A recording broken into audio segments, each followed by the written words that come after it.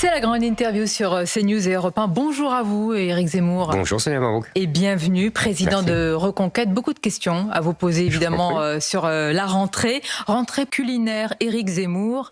Emmanuel Macron s'est dit indigné par votre manque de connaissance de la gastronomie française. Et malgré l'attachement fort à la culture française qu'on vous connaît, les Français pensent encore que vous n'êtes pas capable de donner la recette des crêpes. Vous savez, j'ai pas vocation à m'abaisser à ce genre de jeu du plus beauf. Non.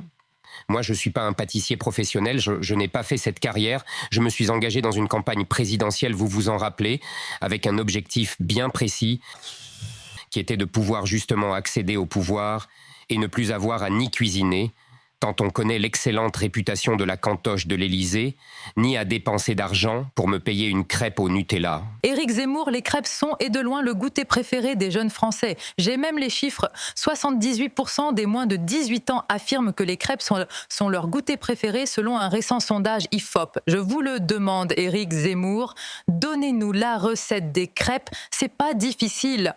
En vérité, puisque vous y tenez, Sonia Mabrouk, je vais vous la donner. On vous écoute. Tout d'abord, vous prenez Éric de la Zemmour. farine, si possible de la farine française. Vous y ajoutez de l'eau. À cette préparation, vous mélangez avec quelques pincées de sel. Éventuellement, vous pouvez y mettre quelques graines de soja. Vous remplissez le tout dans un plat à gâteau, vous foutez le tout au four à 100 degrés et le tour est joué. Voilà. Les Français peuvent se rassurer. Vous êtes sérieux, Éric Zemmour? Sonia Mabrouk, Vraiment vous commencez à m'agacer avec vos questions qui n'élèvent en rien le débat politique français. C'est trop facile de toujours aller sur des sujets à la con plutôt que de se concentrer sur les vraies problématiques de notre pays. C'est rigoureusement ce que je dénonce. De vous, les journalistes, on va encore dire dans les journaux à scandale, Zemmour sait même pas faire des crêpes. Allez. Arrêtons de tergiverser sur ces balivernes. Je vous le dis, en vérité, j'en ai ras le cul qu'on me fasse chier avec ces conneries. Voilà. Éric Zemmour, je vous sens quelque peu agacé par ma question. Passons à la suite. Que pensez-vous du porc à la cantine des écoles ? Bien, c'est un sujet évidemment essentiel. Le porc à la cantine, pour moi, c'est compliqué. En général, une salle de cantine, ça fait entre 200 et 300 mètres carrés. Parti de là, je ne vois pas comment y amarrer des bateaux. Je pense qu'il y a des emplacements plus appropriés, comme par exemple le port du Havre. Mais non, franchement, en plus, j'ai du mal à imaginer les chalutiers traîner leurs filets remplis de poissons au milieu de nos enfants. Ça glisse, ça pue. Non, soyons sérieux. Donc moi, président, je tranche, pas de porc à la cantine.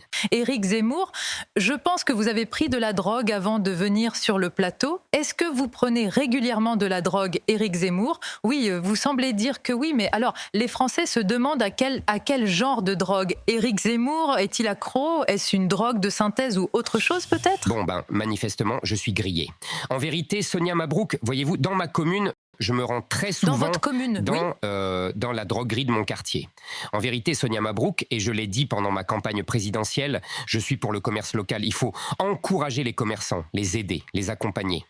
J'ai effectivement une droguerie qui vend tous les produits ménagers que j'utilise, notamment un produit anti-calcaire pour mon lave-vaisselle. Je ne perçois pas l'intérêt de votre question, cela dit.